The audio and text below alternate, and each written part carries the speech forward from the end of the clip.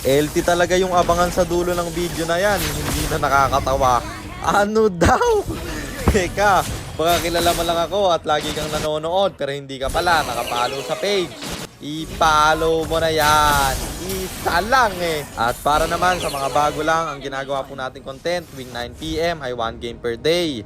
Solo, rank, game. At ang goal natin sa content natin na to ay mag 100 win streak. Hi guys, nandito na tayo sa 413th day ng 1 game per day. And ang standing natin bago yung game na to ay 346, 66, 346 wins and 66 losses. Dito sa game na to, chinek ko yung mga matches nila at walang jungler. Kaya ako na ang magiging retry holder. Pangit mag-sun sa lineup nila kasi may Cecilion at may Layla pa. Kaya tayo'y nag-Harley na.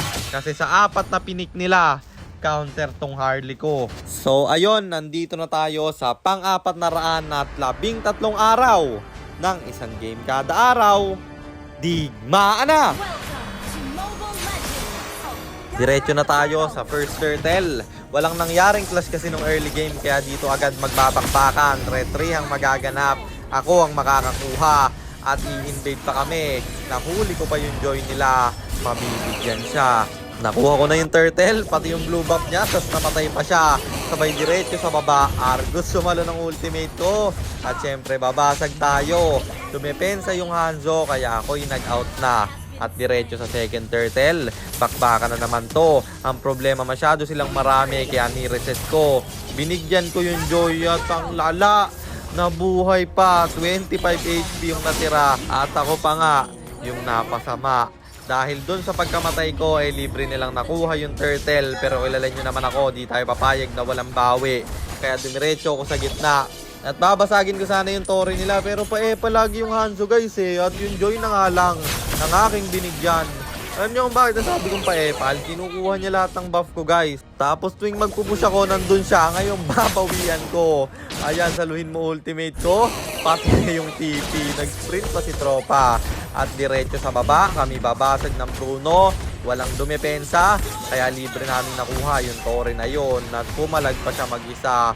Pumasok ba naman sa tatlo? Sino ka? Si Rene J?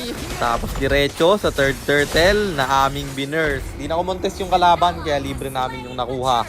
Sa gitna naman, Cecilio na aming namataan. Pinlikeran pa ng Johead kaya di na talaga siya makakawala pa.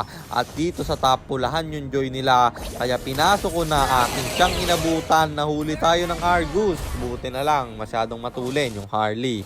After nung dumiretso ko sa top, Cecilio naman ang nabigyan. Unstoppable na tayo man. Tapos yung Argus dito lilikod. Kaso masyado kaming marami. Ang lala niya no? Pasok ng pasok. Tapos yung Joy na lang ang binigyan. Kasi yung Argus naka-out.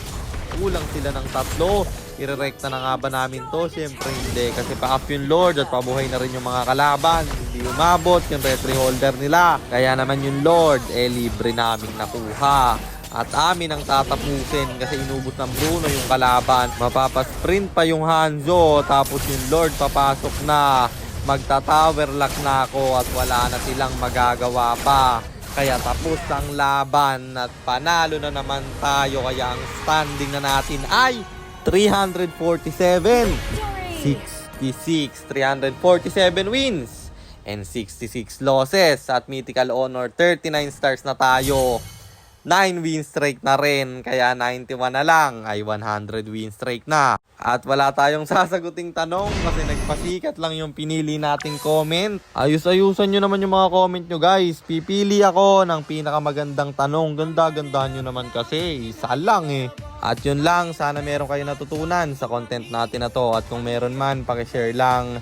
Then after nyo i-share, mag-comment na rin kayo ng pa-shoutout para ma-shoutout ko kayo sa mga next nating content. At i-comment nyo na rin ang inyong mga katanungan kasi baka malay mo sa next nating content, comment mo naman ang mapili ko. Kung nagustuhan nyo yung item at emblem na gamit ko sa game na yon, eto yon: Arcane Boots, Genius Wand, Glowing Wand, Blood Wings, Holy Crystal, Winter Crown, and then Rose Gold Meteor pang buy and sell. Emblem natin Assassin, talent natin is Thrill, Seasoned Hunter, plus Lethal Ignition na syempre Retribution kasi jungle tayo doon. At para naman sa mga gustong magpapilot ng ML account, mag-PM lang kayo. Nagre-reply ako at syempre, may bayad yon. Kahit hanggang anong rank pwede nyo ipapilot. Kahit anong hero, pwede nyo ipaspam. Basta may additional payment pag magpapaspam kayo ng hero.